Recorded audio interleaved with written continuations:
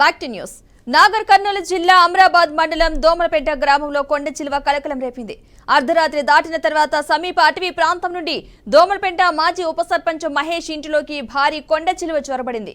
కొండ చిలువ దాదాపు 15 అడుగులు ఉండటంతో ఇంట్లో ఉన్నవారు ఆందోళన చెందారు. స్నేక్ స్నేచర్ రాముకు సమాచారం ఇవ్వడంతో కొండ చిలువను పట్టుకుని సమీప అడవిలో వదిలిపెట్టారు. ఇక దీంతో అంతా ఒక్కసారిగా ఊపిరి పీల్చుకున్నారు.